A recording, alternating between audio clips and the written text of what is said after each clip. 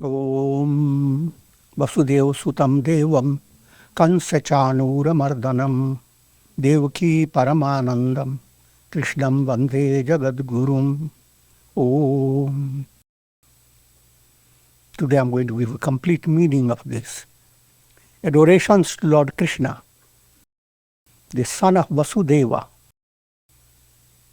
the destroyer of Kansa. Kansa represents ignorance, avidya. And Chanura, Anu represents those dust, vasanas, subtle desires. The giver of supreme delight to Mother Devaki. Devaki is Vivek Buddhi in every individual. That gives rise to divine love, a movement towards God realization. And when the mother brings out that high level of intuitive wisdom as her son, you must recall the story. 7 of her sons are cut down. 7 obstacles are removed in order to bring Krishna out, Krishna level of consciousness within you. So he is the supreme delight to mother worship, Mother Devaki. But the preceptor of the universe. All that is said in one verse, you see. Now we are coming to the present topic in chapter 4, entitled The Yoga of Wisdom. Verse number 31. Yajna shishtamrita bhijo yanti brahma sanatanam nayam lokosti ayajnasya kutonyah kuru saptama. Only those who eat the nectarine remnant of sacrifice go to eternal Brahman.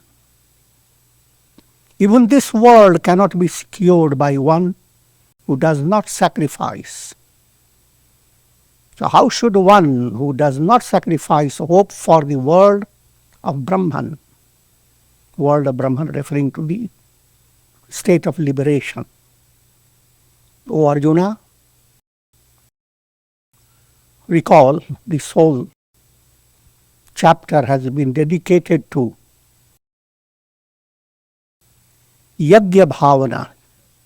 Yajna means sacrifice. And I have also related to you a mystical formula. Karma plus Vikarma becomes Akarma. It's old time algebra. Karma. When you say karma, you must understand everyone has entered the world. No one can be exempt from karma. You are at every moment involved in 3 types of karma: thoughts, words, actions. Manasa vacha karmana. Now, going into not much of the further details, focus your attention on how to do your karma. You have to understand also the distinction between Svadharma and Paradharma. The stream of karma that presents itself to you has 2 variations. Svadharma, that which agrees with your instinct, that which, in modern terminology, agrees with your guts.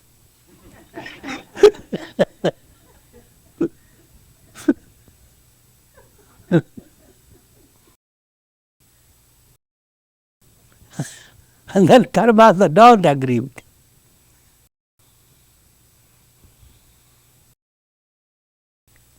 But why do you get into those karmas that don't agree with you?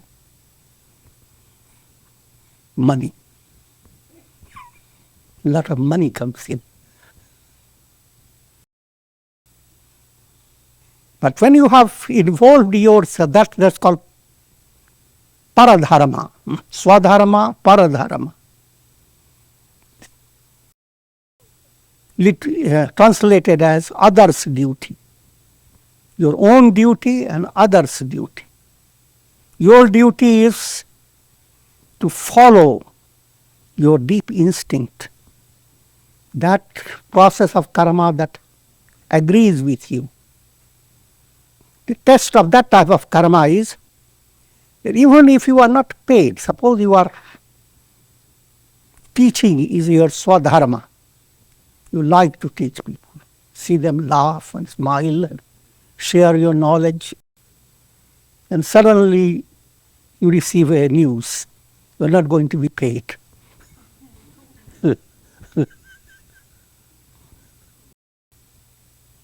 Instead of striking against the school. And the school doesn't allow you, even invite those children to your own place. And even give them some sweets. Because you enjoy teaching. That's a very crude illustration of Svadharma. How can that type of spirit develop in your day-to-day activity? Now your goal is not to bring it all according to ego's insight or ego's choice. Ego would have liked everything that you do, you feel joyous about it. But now you are facing a world that has been fashioned for your spiritual evolution, not for pampering your ego. Therefore, even if certain jobs have come to you in day-to-day life, you don't like it, you struggle through it, it doesn't inspire you. Instead of cursing your karma, cursing the people, cursing the Kali Yuga,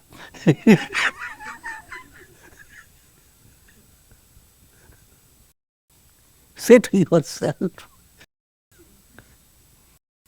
even though I don't know it, what the purpose is. God has created me, and I am not a simple person. Even the bones require a lot of knowledge, cells. I'm just giving you all the details, unnecessary. The idea is to say, God who has created this whole universe, in that creation you have emerged as an individual being. How can you ever ignore the universal backing behind you? So then trust God. And with that trust, allow your mind to get involved with whatever type of job or duty presents itself without analyzing. Is it my Svadharma? Is it my Paradharma? How much percentage is Svadharma? Without doing that. Your challenge is to convert it into Svadharma. God has presented all this. I surrender to God. I will do my best and try to excel in whatever I do. Whether the boss recognizes it or not, doesn't matter. Because the boss of all bosses, God, is within your own heart. And when you do something good, the heart feels joyous. So that becomes now your inspiration behind what you do. So that first stage, Svadharma. Now, if you have developed that type of attunement with your duties, that it is Svadharma, it is my duty, it is wonderful for me. Next point comes in. There opens for you two choices. Sakamya, Nishkamya. Sakamya means when you take up a job or take up any type of project, from a practical point of view, you have an outline of the project. When to begin, what do you expect when the project succeeds, what will happen when you have done the project well, the whole ramification of the practical reality. For masses, the practical reality grips the mind. Nothing else matters. So you have a project and you have the idea how it will be when I succeed. Now your mind goes, let me attain that success by hook or by crook. That's called Sakamya. You are doing your Svadharma. If you did your Paradharma, you wouldn't have a choice. You wouldn't be considering what is the difference between Sakamya or Nishkamya. In Paradharma process, your intellect becomes dull. You don't have any choice. That's what you do. But when you are doing Svadharma, when that change has occurred in your mind, now has come in your mind the ability, should your mind be focused on the project and its result, or should it be focused on something more? Something more is Chitta Shuddhi. The ability to do my best, not restrict what is to come on the basis of your expectation. Let it happen according to God's will. Now your Swadharma has allowed you to move away from Sakamya. Sakamya is a mind that is going after desire, egos, expectations. Now your mind does everything possible from a practical point of view, leaves no stone unturned. But the real attention is, did I please my God? Did my heart feel joyous? Chitta Shuddhi is your objective, not physical attainment. Why? All physical attainments are transient. They are not going to last forever. And your ego does not have all the understanding about it. What you think, this is the way it will be wonderful for me. That's not really so. It may appear so.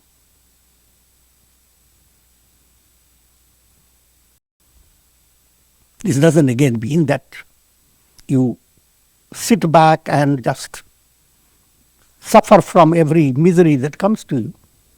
You go on handling your troubles by utilizing your self-effort. But while doing it, understand this also is an opportunity for growing.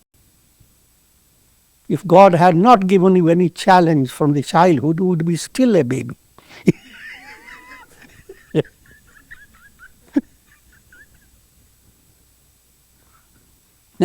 If things go well in the world, day by day, you will remain just a baby. Challenges come when all your ego's expectations are blown away. And there are times when you just wait. You don't know what's going to happen. Wait and watch. But since there is connection between you and God, that wait and watch process is a joyous, is a subtle, graceful process.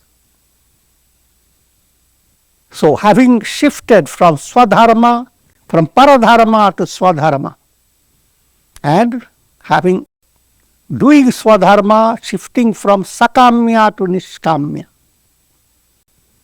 now your karma has become a dynamic process leading to you to enlightenment. But in order to allow this shift to occur, add Vikarma to your karma. Whatever type of work, job, whatever flow of activity enfolds you in this world, while you are day-to-day life, include in that daily life certain special acts of devotional attitude, acts of devotion. Those are called vikarmas. That when we say karma plus vikarma, doing the duty that you have to do, add into it, I'm doing it as worship of God. I'm doing it because it will help me to meditate better.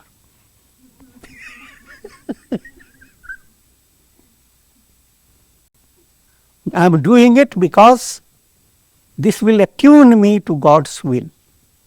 I will become an instrument in divine hand. I'm doing it because it will purify me as tapas, austerity. I'm doing this, it will enable me to control my mind and senses. I'm doing it along with swadhyaya, studying scriptures, trying to understand what did the sages say, and go on feeding your mind, just like you feed your body with broccoli and so many things.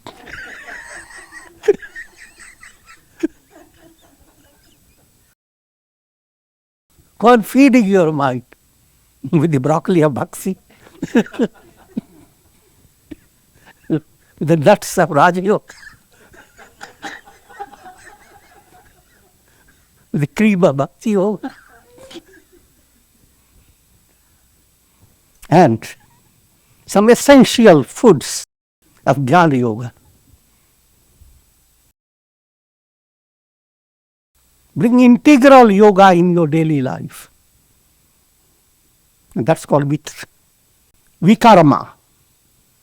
When you are bringing it in your daily life, from practical point of view, you are not missing anything. You don't have to say, oh, I don't have time for all this. My job demands terrible work. You must understand, therefore, the moment you begin to add vikarma, you will not complain that way. If you have a good sleep, wake up in a refreshed manner, do japa, prepare yourself to face challenges in your daily life, and you're not falling sick every now and then, don't you realize you are saving a lot of time? And with a good health, healthy body and mind, you are turning out great work. Plus, people with whom you interact, you are creating harmony, joyousness. So, adding vikarma to karma becomes a divine art. And when you do that, your karma is called karma yoga. It is not packing up karmic bondage that every karma must give you a fruit. And somewhere in future you are going to get it. Neither the negative karma nor the positive karma are going to give you any fruit. The only fruit you have received is purity of heart, chitta shuddhi. When karma is added with vikarma, the result is chitta shuddhi. Purity of heart means in your heart a window has opened. Your soul flies through that window to eternity. What in liberation. Keeping that in view, now we'll go into the Yajna Shishta Mritabhujo Shayanti Brahma Sanatanam Nayam Lokosti Ayagyasya Kutonyas Kuru Sattama. Only those, I've already recited it, but repeating it, Gada Parinyaya. Only those who eat the nectarine remnant of sacrifice. When you have added vikarma to karma, the nectarine remnant of sacrifice is your inner taste as the heart becomes purified. There's a taste of inner joy, that's prasad. Just like in a temple you go through a lot of ritual worship. And final satisfaction comes in when you take prasad.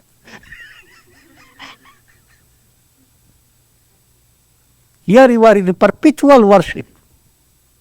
And while worshipping, prasad is coming, trickling down in your heart. Incessantly. Even this world cannot be secured by one who does not sacrifice. Giving you a very simple, practical insight. Even when you want to follow Paradharma, or after desire, after glory, after fame, and after worldly vanity, even that will require a lot of sacrifice. No pain, no gain.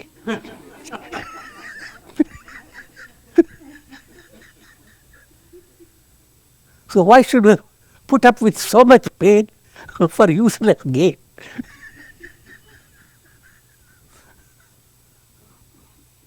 Direct that pain towards vikarmas. In the beginning, they will look like pain. But once you become involved in it, it is a reducer of pain.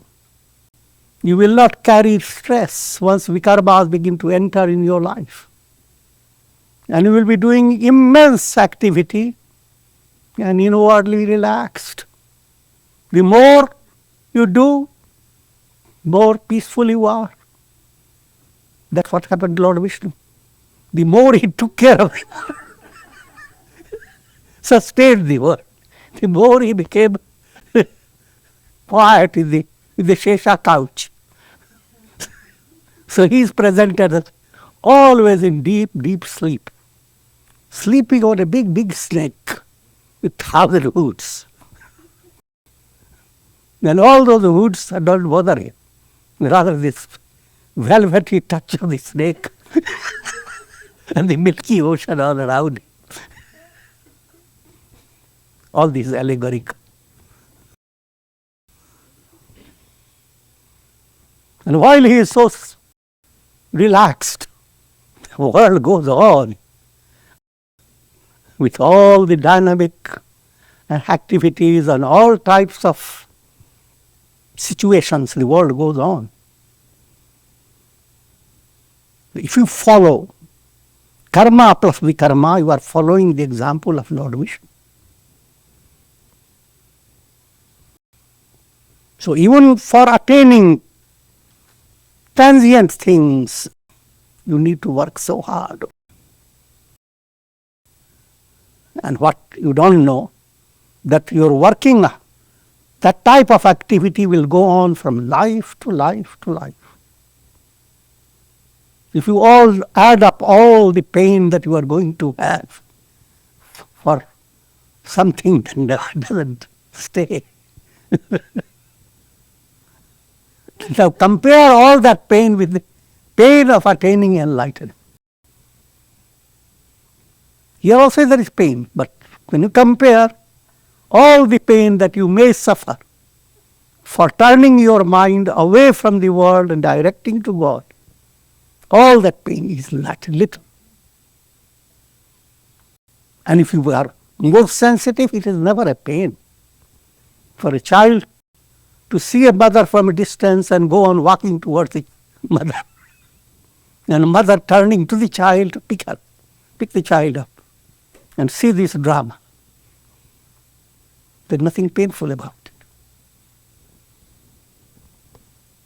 Evam bahuvidha yajna vitata brahmano mukhe karmajan vidhitan sarvan evam yatva vimokshyase.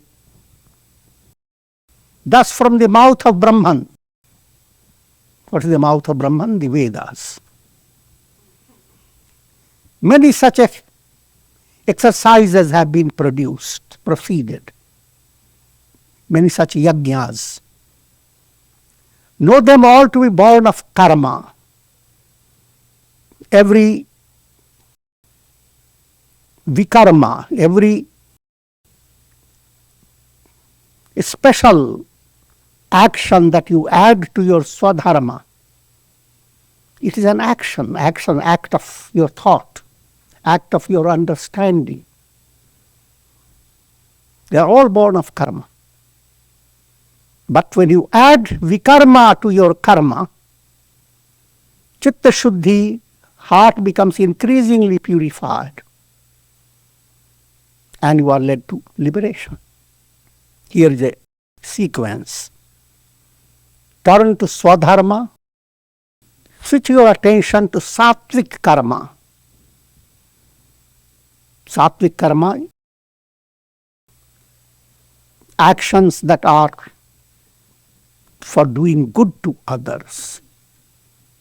Actions that are practical for sustaining you. Along with it, the ability to do good to others. Be good, do good. First you be good.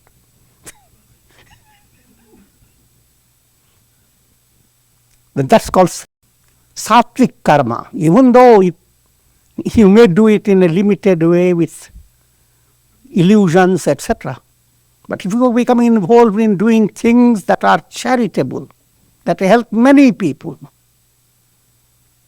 the joy that comes as a result of doing good to many, joy from many heart comes to you. Now that becomes a special vikarma, a special pickle for your karmic process. So sattvic karma, now with that karma, these vikarmas develop in you Ishwararpana buddhi, an intellect that goes on recognizing everything that you do. From your point of view, it is an offering to God. This has been highly dramatized in the Puranas like Ramayana. Shabari goes on picking up bare fruit every day to offer it to Rama. She has been given that forecast that Rama will come one day. Shabari is a personification of someone who is a very advanced devotee, the spirit of devotion. So every day she picks up fruits. Picking up fruits means every day you do karma. Whatever karma you do, you are picking up fruits. But which fruit to offer? You have to, Shabari used to take the fruit and bite upon it. Here your bite is internally try to look into your conscience. The works that you have done, are they really sattvic? Your conscience knows it. So when you have listened to your conscience as if you have put your tooth on it, then you become especially aware that this is being offered to God. You may not have to sit down and say those things. It becomes an automatic internal process. Doing good karmas and developing a sense of joy that it must please God. This is the way of pleasing God.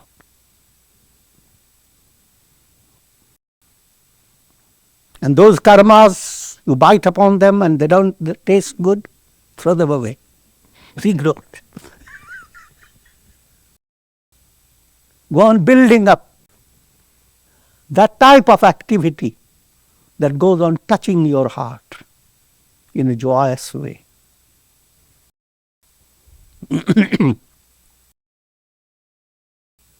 This will lead you, in the case of Shabari, led her to have Rama. Rama meets, she attends God's darshan and she becomes liberated.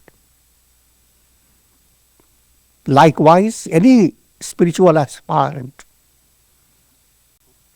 following this method of blending karma with vikarma, offering all that you do to God, increasing surrender,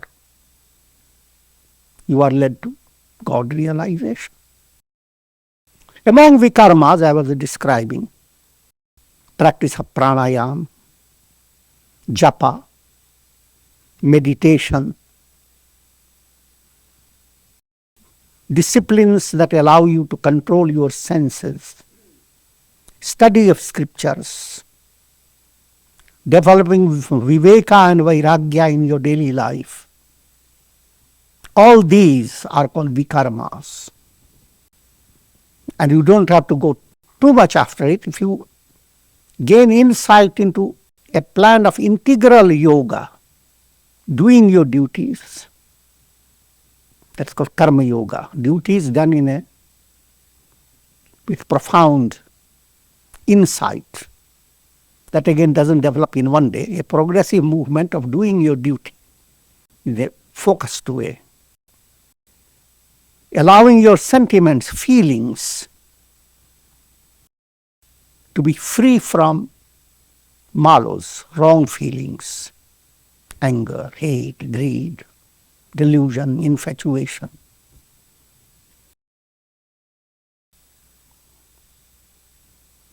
And meditation in daily life, jnana yoga. How to allow your mind to relax. Hold on to one focus and try to enjoy how do you feel. When you begin to enjoy, you realize you have been suffering from headache all the time. Now you are experiencing a relief, and how joyous it is. And the fourth aspect, constant insight. Who am I? Constantly see what role your ego plays. Does your ego grip you completely? Or can you see through the ego something beyond? If ego becomes sattvic, you begin to see through your ego, even though ego is there, and you hold on to it. But each time you achieve something and do something miraculous or amazing, and people come to recognize it, your mind turns to the ego, let me pat it. But the ego has become transparent. Behind the ego is a divine presence. With that recognition, you become humble. That's this description of sattvic ego. So if there is the plan of integral yoga, that's what happens. Karma, action, emotion, will and reason, all are being transformed in your daily life, along with the flow of karma. Shreyandra bhimaya yajnat, jnane yajna parantapa, sarvam karma khilam partha, jnane parisamapyate. The sacrifice of knowledge, or scorcher of foes, Arjuna was called Parantapa, literally meaning enemies came to him and he will just scorch them by his scorcher.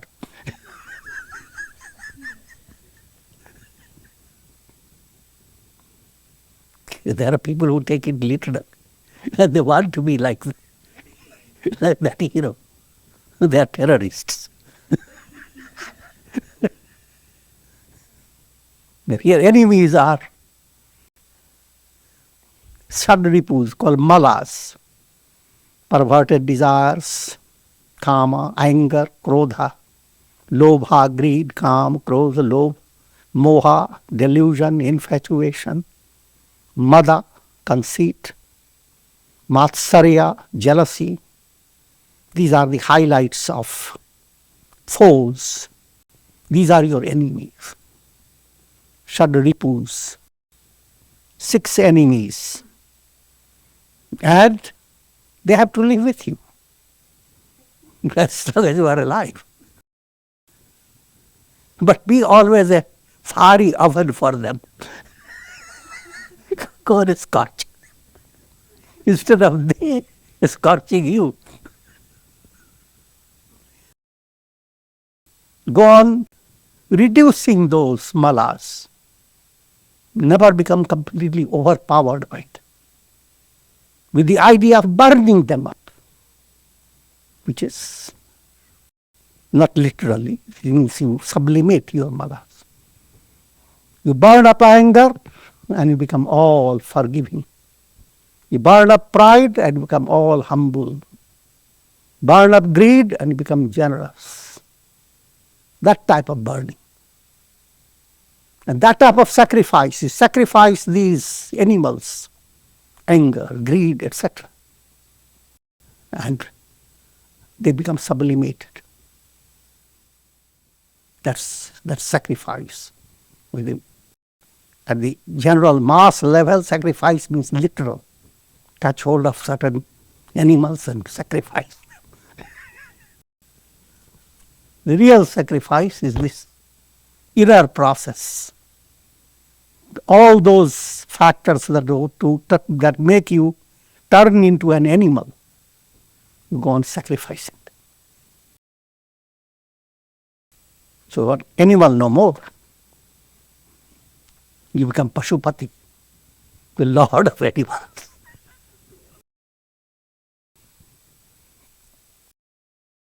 The sacrifice of knowledge, or scorcher of foes, is better than sacrifice of material objects. People always count their sacrifices on the basis of charities they have done. There is a record, you see, and you highlight them, how much charity you have done, and you see to it that you get tax deduction.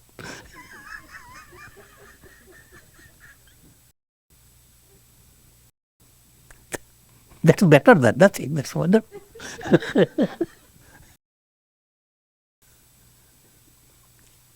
But sacrifice that is not recognized on the basis of material objects, how much you have given. Sacrifice in the form of your inner feeling. When you are adding vikarmas, love of God, surrender to God, japa of God, all these are not materials. They are all internal movement. And that internal movement is the real sacrifice. So therefore, sacrifice, and that is leading you to develop the spirit of sacrifice that is in the form of jnana yajna, knowledge. Jnana implies being able to comprehend in a profound way, not just intellectually, that you are a ray of God. Soul within you, using another allegorical way, reflection of God in the contents of your mind. Mind is like a vessel with water, and Brahman is reflecting in it. Through your mind, when you turn your attention to what shines within me, who am I, your attention goes to that soul, not with all the clarity. While moving towards the soul, you get stuck with ego. I will not lead you that way too much, but the idea is soul within you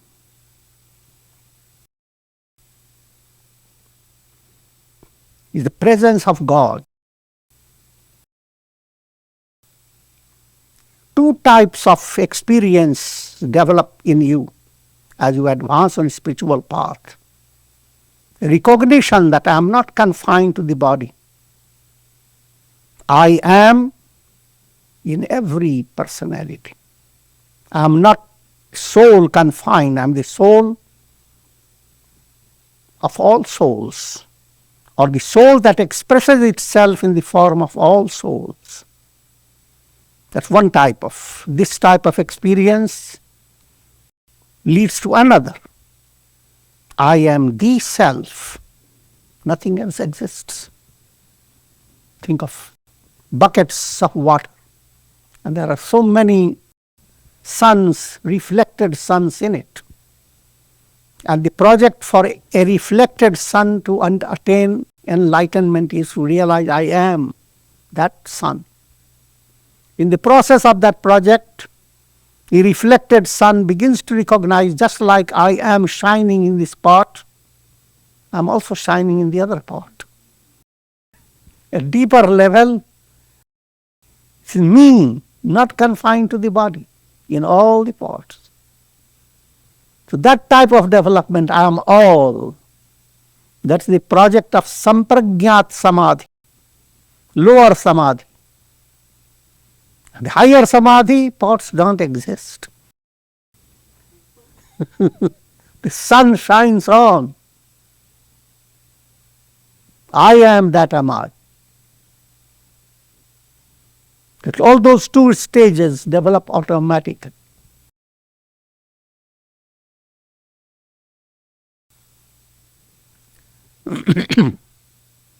All sacrifices, without exception, terminate in knowledge. That asampragyat samadhi, when all have vanished, and there is absolute realization, I am that am I. Brahma. Brahma satyam jagan mithya. Brahman alone is real. And I am that Brahman. That's the goal. That's called liberation. That's called akarma. All your karmas are negated. 34th verse. Tad vidhi pranipatena pariprashnena sevaya upadekshyanti te jnanam jnanina tattvadarshina. This supreme knowledge that gives you liberation. Learn this by humble prostration, spiritual inquiry and service. And the self-realized sages who possess spiritual knowledge will instruct you in wisdom. So many points are put together. It gives you a whole setup of a disciple going to a guru. But how should you approach the guru? Now, description always comes as a physical show. Generally, when the disciple approaches the guru, using the old method, style, the disciple prostrates before the guru, called Sashtanga Pranam. If you count up how many parts of your body touch the earth, there are 8. That everything that is done as a ritual has a profound meaning. Meaning is every soul in this state of ignorance has 8 bends. There are 8 defects that grip the soul. So everyone is Ashtavakra until you become Ashtavakra sage. And what are those Ashtavakras? The 8 defects. First is grina, hatred. Imagine how many days have gone by without showing hatred through your face. Lajja. Lajja is shyness towards doing your sadhana. Shyness implies you started going to satsang and then go to your rajasic part. You say, what are you doing? I'm going to satsang. Oh, you old-time personality.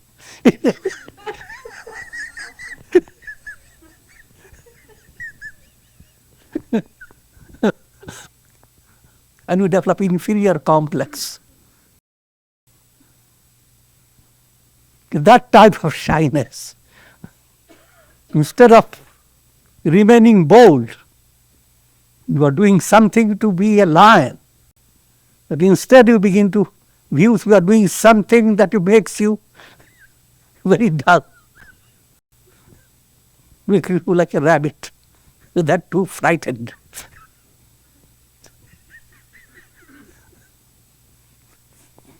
That's another twist in your personality. Next, bhaya, fear.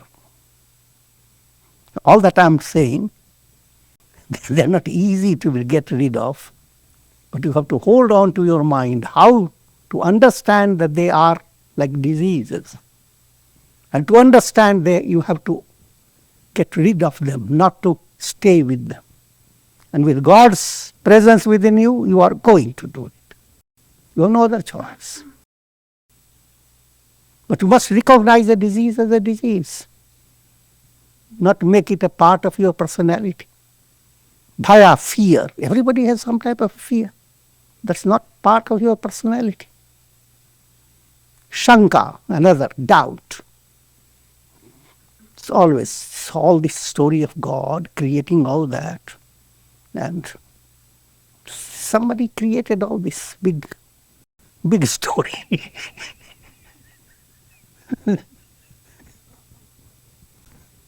What happens to the scientific study? How the little cells multiply, how they become into a big organized organism, and how the organism evolves. They become monkeys. The tails are about. They all become human beings. Is that more rational than to think God creates all this? I'm elaborating.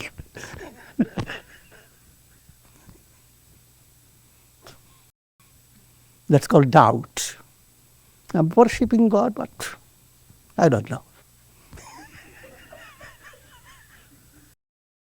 Next, called jukupsa, gossiping habit.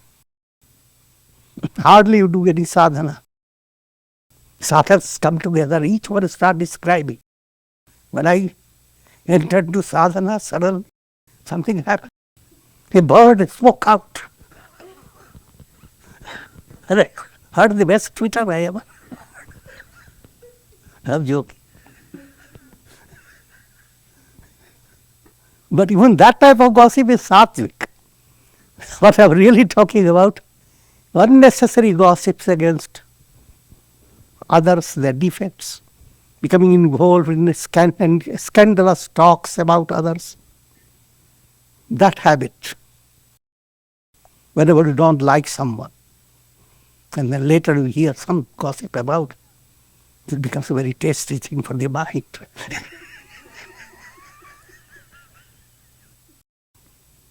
It's called jugupsa. The next thing, kul, pride of family. People are drawn to find their ancestry. And 100 years ago, someone did some remarkable thing. Feel so proud about it.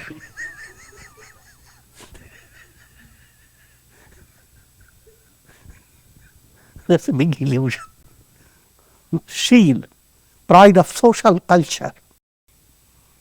Everywhere there is some social culture evolves and people become proud. Having good necktie, having your dress in a special way, eating your soup with a spoon.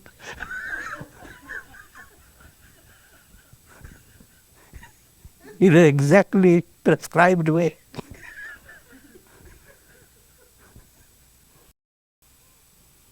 That's that pride of social culture. And lastly, 8th, jati, pride of caste or class. It's a big, coming to a particular type of society, old time society, Dravidian class, Aryan class, Brahmin class, Kshatriya class. And feel I belong to the higher class. Nothing higher, nothing high have you done. All these cling to every person. And you come to the Guru to be free of all these eight twists in your personality. As a symbolic gesture, lie down with 8 bends. 8 touches on the ground. Sashtanga pranam.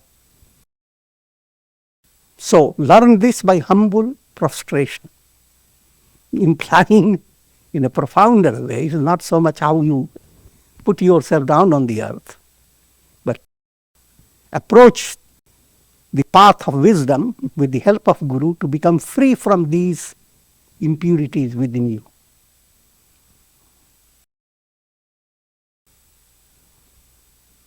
By spiritual inquiry, now study scriptures under Guru's guidance and go on resolving your doubts.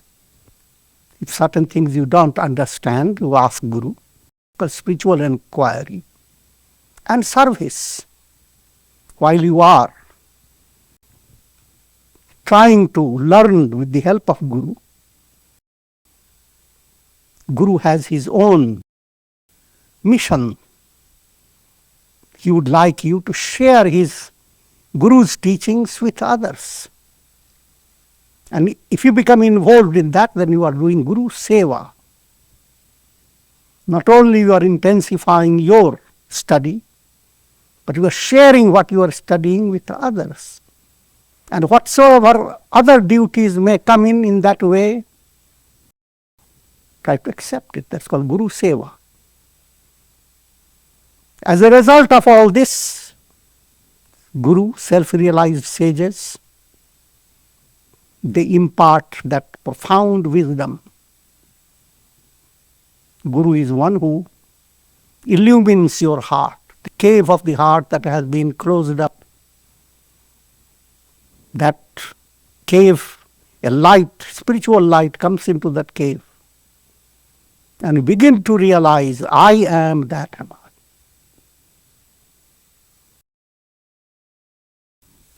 Yajgatva na punarmoham evam yasyasi pandava yena bhutani asheshena drakshyasyatmanyato mayi. Having known this wisdom, O Arjuna, you will never enter into delusion again. You will never be born again. You will behold all beings within your very self. That means sampragyata state. Perfection of lower samadhi, as well as in me. That relates to the highest. You find yourself absolutely immersed in Brahman, God. God alone is. And with this I conclude. Om Shanti Shanti Shanti.